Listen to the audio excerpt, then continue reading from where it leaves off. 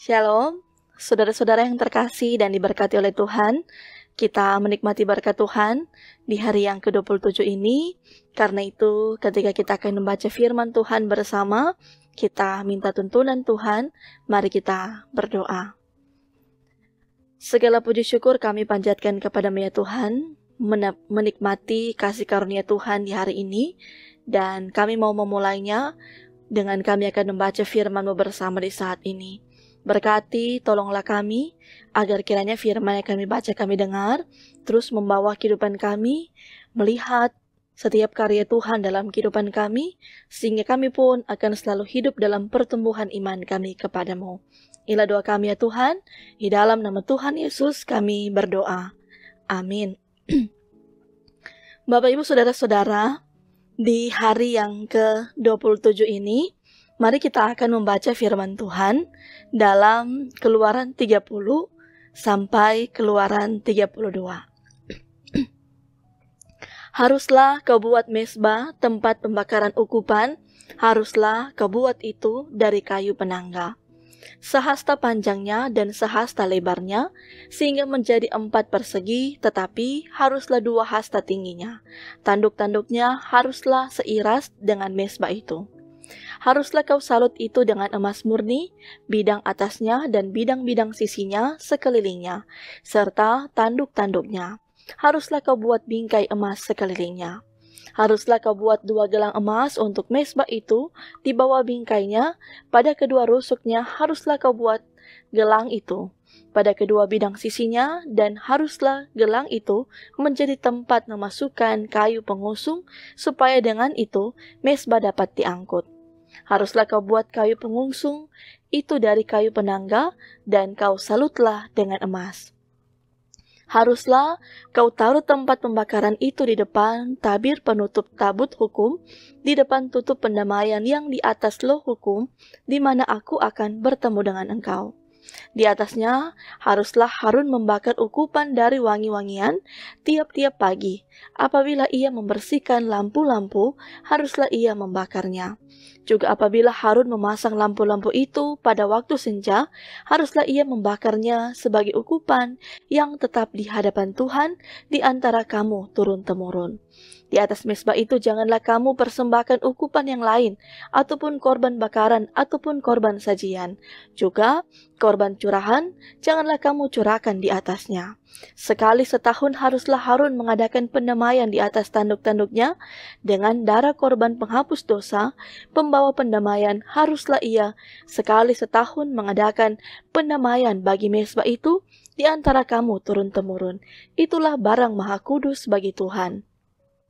Tuhan berfirman kepada Musa, apabila engkau menghitung jumlah orang Israel pada waktu mereka didaftarkan, maka haruslah mereka masing-masing mempersembahkan kepada Tuhan uang pendamaian karena nyawanya.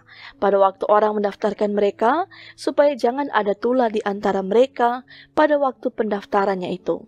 Inilah yang harus dipersembahkan tiap-tiap orang yang akan termasuk orang-orang yang terdaftar itu. Setengah shikal ditimbang menurut shikal kudus, shikal ini 20 gera beratnya. Setengah shikal itulah persembahan khusus kepada Tuhan. Setiap orang yang akan termasuk orang-orang yang terdaftar itu, yang berumur 20 tahun ke atas, haruslah mempersembahkan persembahan khusus itu kepada Tuhan. Orang kaya janganlah mempersembahkan lebih, dan orang miskin janganlah mempersembahkan kurang dari setengah shikal itu pada waktu dipersembahkan persembahan khusus itu kepada Tuhan untuk mengadakan pendamaian bagi nyawa kamu sekalian. Dan haruslah engkau memungut uang pendamaian itu dari orang Israel dan menggunakannya untuk ibadah dalam kemah pertemuan, supaya itu menjadi peringatan di hadapan Tuhan untuk mengingat kepada orang Israel dan untuk mengadakan pendamaian bagi nyawa kamu sekalian. Berfirmanlah Tuhan kepada Musa, haruslah engkau membuat bejana dan juga alasnya dari tembaga. untuk pembasuhan, dan kau tempatkanlah itu antara kemah pertemuan dan mezbah, dan kau taruhlah air ke dalamnya. Maka Harun dan anak-anaknya haruslah membasuh tangan dan kaki mereka dengan air dari dalamnya. Apabila mereka masuk ke dalam kemah pertemuan, haruslah mereka membasuh tangan dan kaki dengan air, supaya mereka jangan mati. Demikian juga apabila mereka datang ke mezbah itu untuk menyelenggarakan kebaktian dan untuk membakar korban api-apian bagi Tuhan. Haruslah mereka membasuh tangan dan kaki mereka, supaya mereka jangan mati. Itulah yang harus menjadi ketetapan bagi mereka untuk selama-lamanya, bagi dia dan bagi keturunannya turun-temurun. Berfirmanlah Tuhan kepada Musa, ambillah rempah-rempah pilihan, mur tetesan 500 shikal, dan kayu manis yang harum setengah dari itu, yakni 250 shikal, dan tebu yang baik 250 shikal. Dan kayu teja 500 shikal ditimbang menurut shikal kudus, dan minyak zaitun 1 hin. Haruslah kau buat semuanya itu menjadi minyak urapan yang kudus, suatu campuran rempah-rempah yang dicampur dengan cermat, seperti buatan seorang tukang campur rempah-rempah. Itulah yang harus menjadi minyak urapan yang kudus.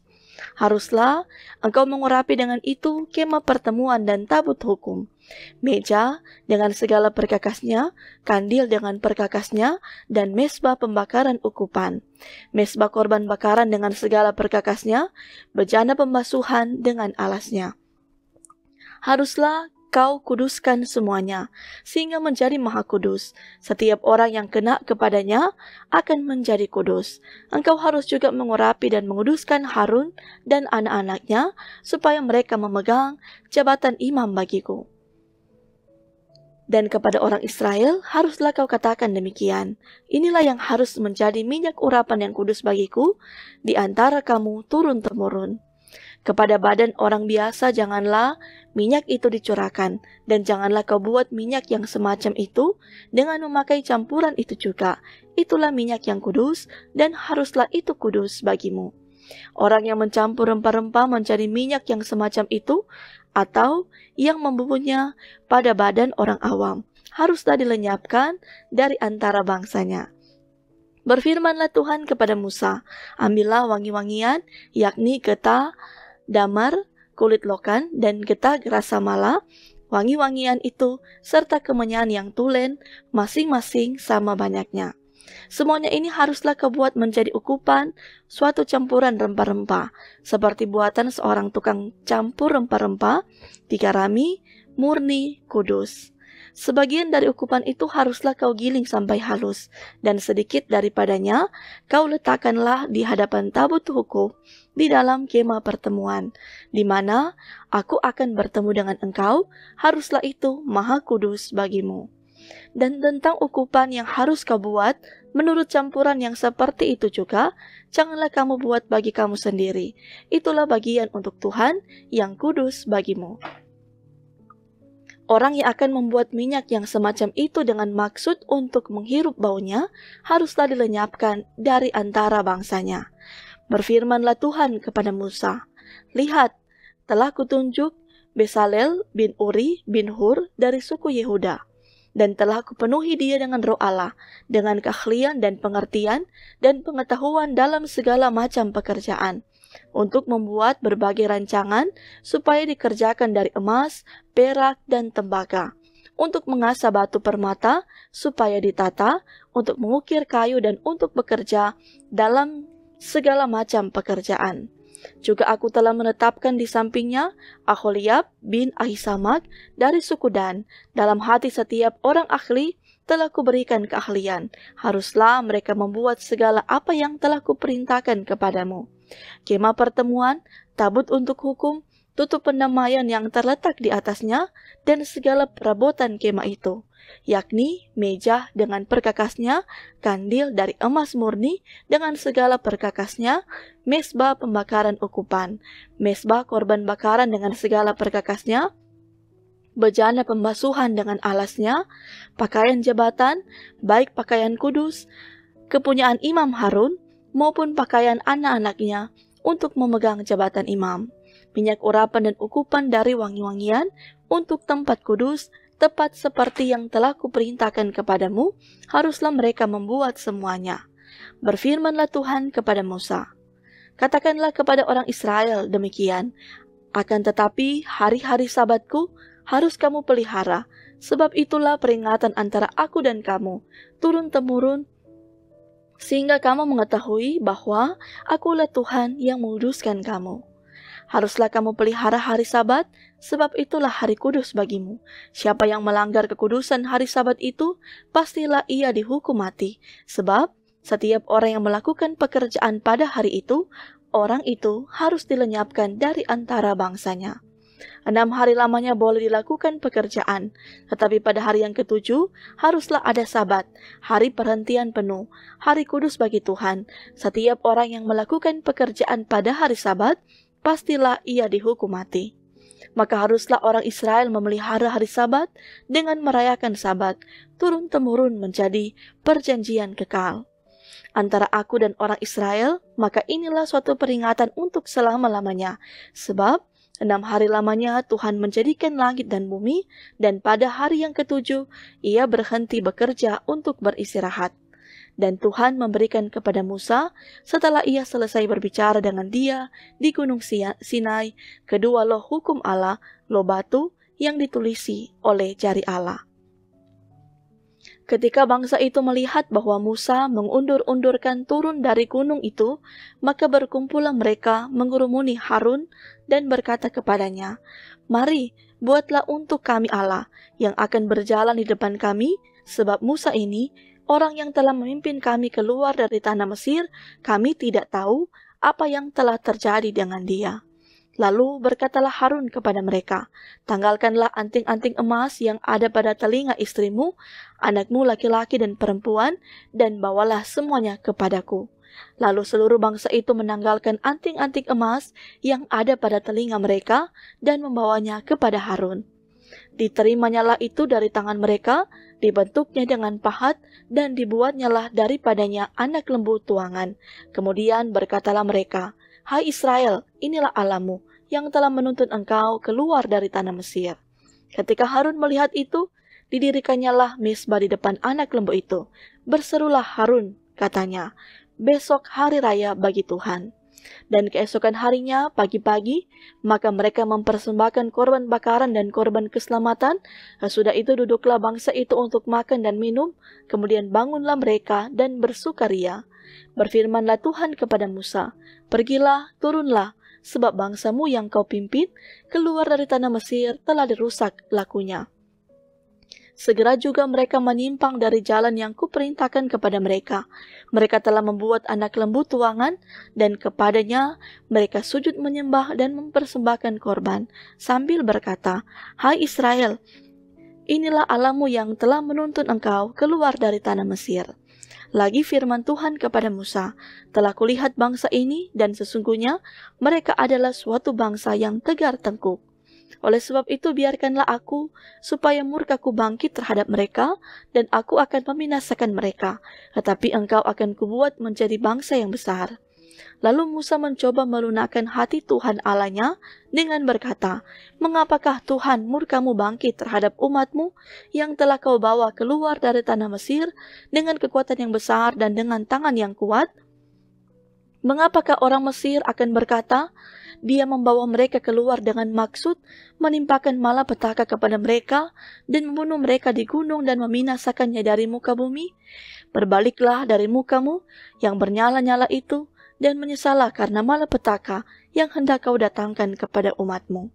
Ingatlah kepada Abraham, Ishak dan Israel, hamba-hambamu itu, sebab kepada mereka engkau telah bersumpah demi dirimu sendiri dengan berfirman kepada mereka, Aku akan membuat keturunanmu sebanyak bintang di langit, dan seluruh negeri yang telah kujanjikan ini akan kuberikan kepada keturunanmu supaya dimilikinya untuk selama-lamanya. Dan menyesalah Tuhan karena malapetaka yang dirancangkannya atas umatnya. Setelah itu berpalinglah Musa, lalu turun dari gunung dengan kedua loh hukum Allah dalam tangannya. Loh yang bertulis pada kedua sisinya, bertulis sebelah menyebelah. Kedua loh itu ialah pekerjaan Allah, dan tulisan itu ialah tulisan Allah, ditukik pada loh itu.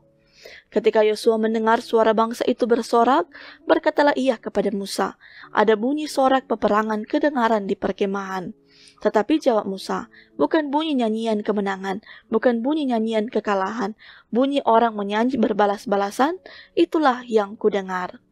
Dan ketika ia dekat ke perkemahan itu dan melihat anak lembu dan melihat orang menari-nari, maka bangkitlah amarah Musa, dilemparkannya lah kedua loh itu dari tangannya dan dipecahkannya pada kaki gunung itu. Sesudah itu diambilnyalah anak lembu yang dibuat mereka itu, dibakarnya dengan api dan digilingnya sampai halus. Kemudian ditaburkannya ke atas air dan disuruhnya diminum oleh orang Israel. Lalu berkatalah Musa kepada Harun, "Apakah yang dilakukan bangsa ini kepadamu, sehingga engkau mendatangkan dosa yang sebesar itu kepada mereka?" Tetapi jawab Harun, "Janganlah bangkit amarah Tuanku. Engkau sendiri tahu bahwa bangsa ini jahat semata-mata. Mereka berkata kepadaku, 'Buatlah untuk kami Allah yang akan berjalan di depan kami, sebab Musa ini, orang yang telah memimpin kami keluar dari tanah Mesir, kami tidak tahu apa yang telah terjadi dengan dia.' Lalu aku berkata kepada mereka, 'Siapa yang punya emas haruslah menanggalkannya.' Mereka membersihkannya kepadaku, dan aku melemparkannya ke dalam api, dan keluarlah anak lembu ini." Ketika Musa melihat bahwa bangsa itu seperti kuda terlepas dari kandang, sebab Harun telah melepaskannya sampai menjadi buah cemooh bagi lawan mereka, maka berdirilah Musa di depan gerbang perkemahan itu serta berkata, "Siapa yang memihak kepada Tuhan, datanglah kepadaku." Lalu berkumpullah kepadanya seluruh Bani Lewi. Berkatalah ia kepada mereka, "Beginilah firman Tuhan Allah Israel, baiklah kamu masing-masing mengikatkan pedangnya pada pinggangnya dan berjalan kian kemari melalui perkemahan itu dari pintu gerbang ke pintu gerbang, dan biarlah masing-masing membunuh saudaranya dan temannya dan tetangganya." Bani Lewi melakukan seperti yang dikatakan Musa, dan pada hari itu tewaslah kira-kira 3.000 orang dari bangsa itu. Kemudian berkatalah Musa, "Baktikanlah dirimu mulai hari ini kepada Tuhan, masing-masing dengan membayarkan jiwa anaknya laki-laki dan saudaranya, yakni supaya kamu diberi berkat pada hari ini." Keesokan harinya berkatalah Musa kepada bangsa itu, "Kamu ini telah berbuat dosa besar, tetapi sekarang aku akan naik menghadap Tuhan. Mungkin aku akan dapat mengadakan pendamaian karena dosamu itu." Lalu kembalilah Musa menghadap Tuhan dan berkata, "Bangsa ini telah berbuat dosa besar, sebab mereka telah membuat alat emas bagi mereka. Tetapi sekarang, kiranya engkau mengampuni dosa mereka itu, dan jika tidak, hapuskanlah kiranya namaku dari dalam kitab yang telah kau tulis." Tetapi Tuhan berfirman kepada Musa, "Siapa yang berdosa kepadaku, nama orang itulah yang akan kuhapuskan dari dalam kitabku. Tetapi pergilah sekarang, tuntunlah bangsa itu ke tempat yang telah kusebutkan kepadamu. Akan berjalan malaikatku di depanmu, tetapi pada hari pembalasanku itu, aku akan membalaskan dosa mereka kepada mereka." Demikianlah Tuhan menulahi bangsa itu, karena mereka telah menyuruh membuat anak lembu buatan Harun itu. Demikianlah firman Tuhan, mari kita berdoa. Terima kasih ya Bapa di surga, kami semua boleh dibimbing, dituntun oleh Tuhan untuk membaca firman bersama di saat ini. Kami yakin dengan pertolongan Tuhan, kami pun akan selalu melakukan yang baik dan benar di mata Tuhan. Saat ini pula ya Tuhan, kami datang bermohon dalam segala keseharian yang akan kami kerjakan, lewat kerja, usaha, pendidikan, kami bermohon tuntunan yang berasal daripadamu. Tuhan senantiasa bekali kami dengan hikmat, dengan kemampuan, untuk kami dapat mengerjakan segala tanggung jawab kami, baik pribadi kami, keluarga kami masing-masing, dan kami akan percaya, pertolongan Tuhanlah yang akan membawa kami menikmati segala sesuatu yang Tuhan anugerahkan dan rancangkan untuk kami nikmati dalam kehidupan kami. Inilah doa kami ya Tuhan, di dalam nama Tuhan Yesus, kami berdoa. Amin. Terima kasih Bapak Ibu Saudara-saudara yang sudah bersama-sama membaca firman Tuhan di saat ini. Tuhan memberkati kita sekalian.